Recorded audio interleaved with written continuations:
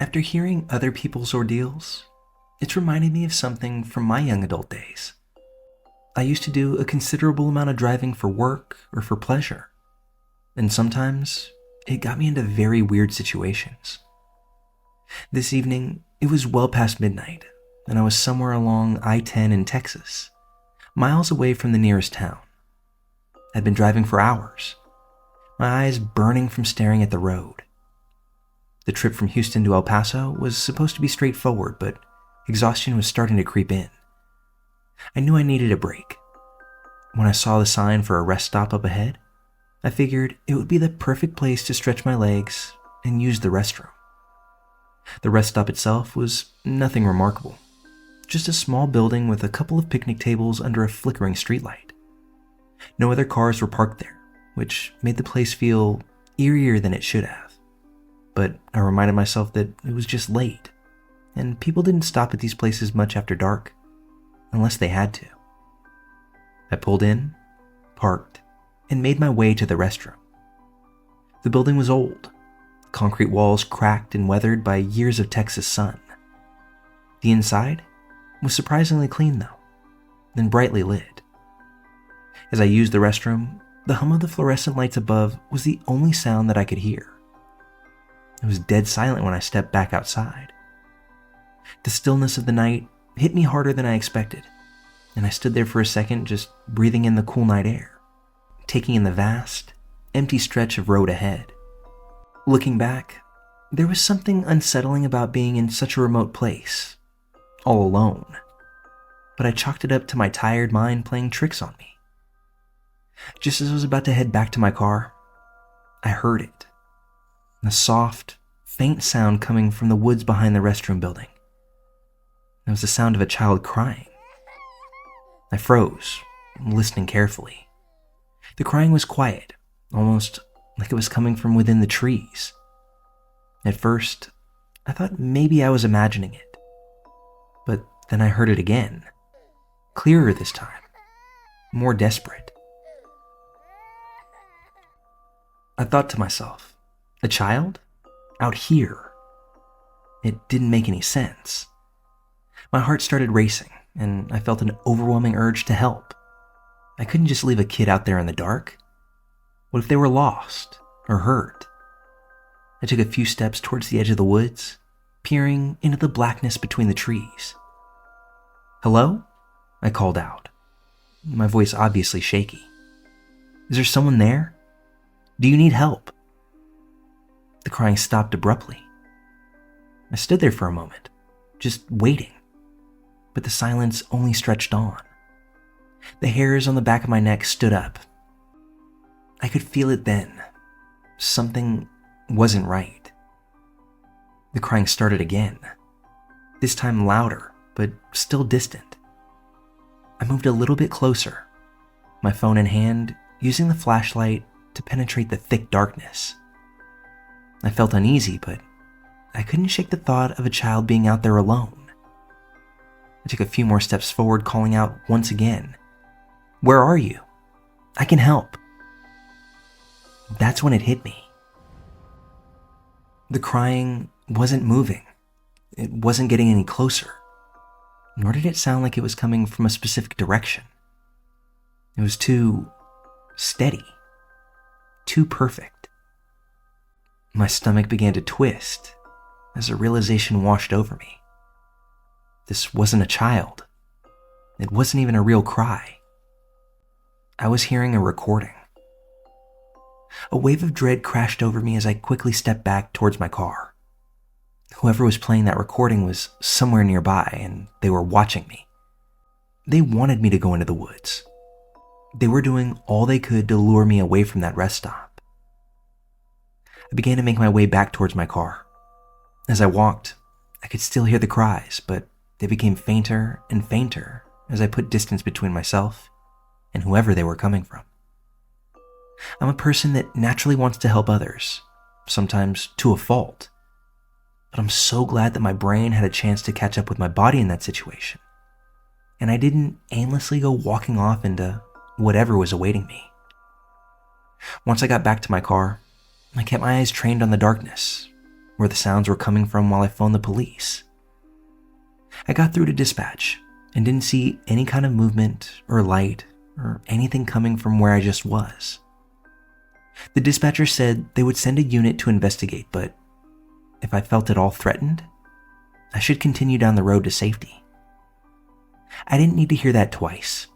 I pulled out and got back on the highway immediately. Although I'm pretty sure I would have left even if they wanted me to hang around. Everything about that situation terrified me at that point, and it even creeps me out now to share it. About an hour later, I'm flying down this desert road, powered by adrenaline, when my phone rings. It's the same familiar voice of the dispatcher I had spoken to earlier. He asked me if I'm still in the area, because the responding officers would like a word. I said that I was now 50 or so miles away from that rest stop. He asks if he can patch a call through to the officer, so he could speak to me over the phone then. I say that would be fine. Next thing I know, Officer so-and-so is on the line and is asking me if I made my way behind the restroom building at all. I told him no, that I had stopped maybe 15 feet short of there when I realized that something wasn't right. He let out a long breath and said a sentence that still sits with me now. I'm glad you listened to your instincts, because if you hadn't, I think something terrible would have happened tonight. I never learned what they found, or perhaps who they found that night. I don't have a great idea of what would have happened to me if I ventured much further, but I'm thankful that whatever was awaiting me, I dodged it. Moral of the story: don't let your heart cost you your head.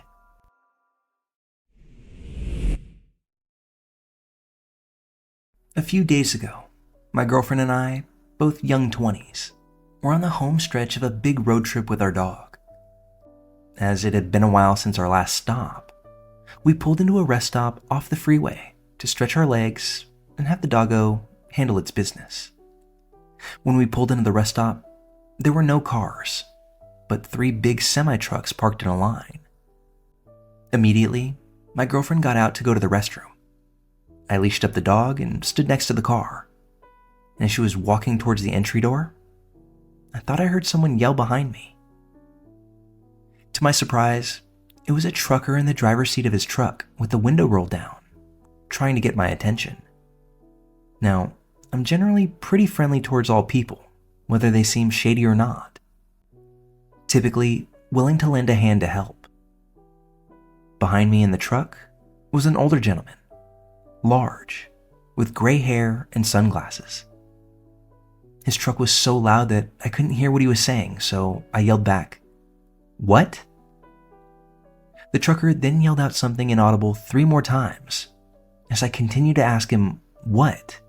while shaking my head and holding up my hands to inform him that I couldn't hear him. At this point, he seemed visibly annoyed that I had replied "what" 4 times. Okay, understandable. I wanted to see what the deal was with this guy, so I walked halfway between the car and his passenger side. "What did you say?" I asked one more time. "Can you help me look for my phone? I lost it somewhere," the trucker said.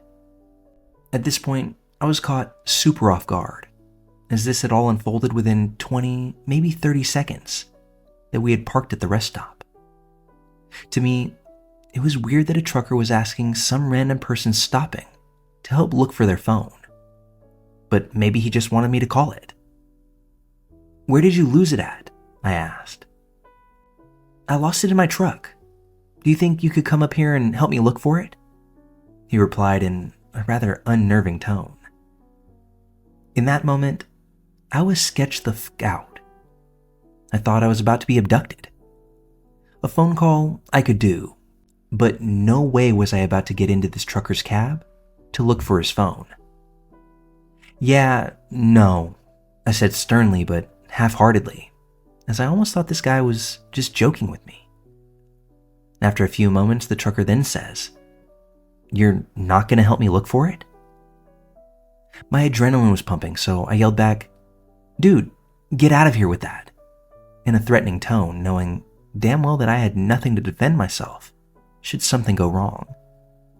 I put the dog back in the car, pulled out my phone, and pretended that I was calling the cops while this man slowly drove and then stopped again, just to confirm that I wasn't going to help. I then screamed once more, "Man, no! Get the fuck out of here! I'm calling the cops." After that reply, he stepped on the gas and exited to the freeway. I stood and watched when finally my girlfriend emerges from the restroom, wondering why I looked like I had just seen a ghost. I don't know if this was an overreaction, but it sketched me out to high heavens. And I just keep wondering why he wanted me to get into the truck.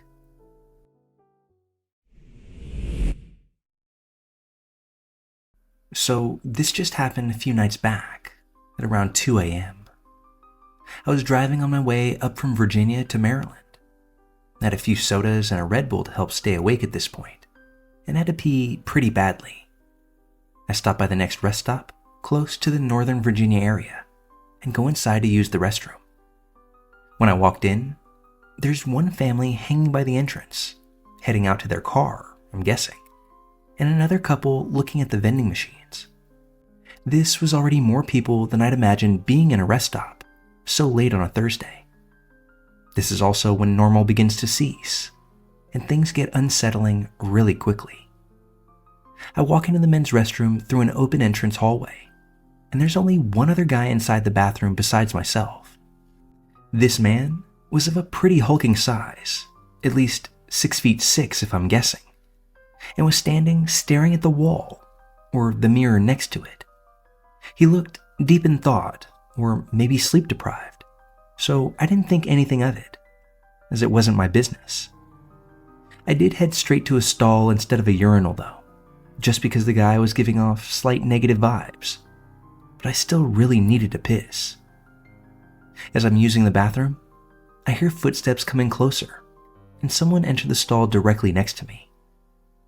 I keep continuing on about my business, and as I look out of the corner of my eye, I can see in my peripheral vision that it was the same man as before, the one who was staring at the wall that just entered the stall next to me.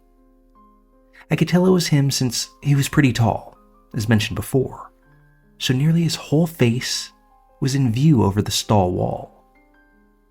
The reason why it suddenly became weird was that this man was not using the bathroom, and the reason I could even tell this was because he was not even facing the toilet, but rather me instead. His face reminded me of a sort of less vampiric version of Nosferatu, and he was just staring intensely right at me as I'm going to the bathroom. I make sure not to turn my head, to not give this person any acknowledgement. A sense of dread was taking over though, as I was imagining the possibilities of him either grabbing me from the stall, as he could have easily reached over using his size, or him exiting and blocking my stall door and the only exit out of it, trapping me.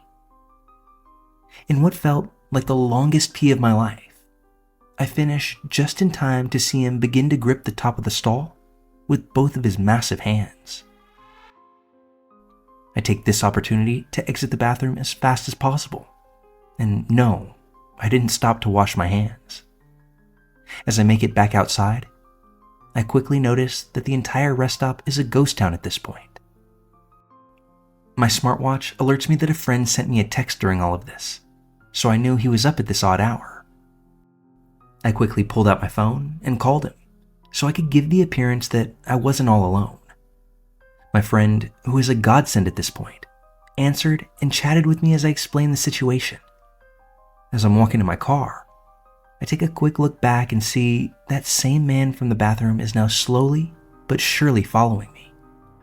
He was stumbling forward in a Walking Dead sort of fashion, all while continuing to glare at me with an emotionless expression.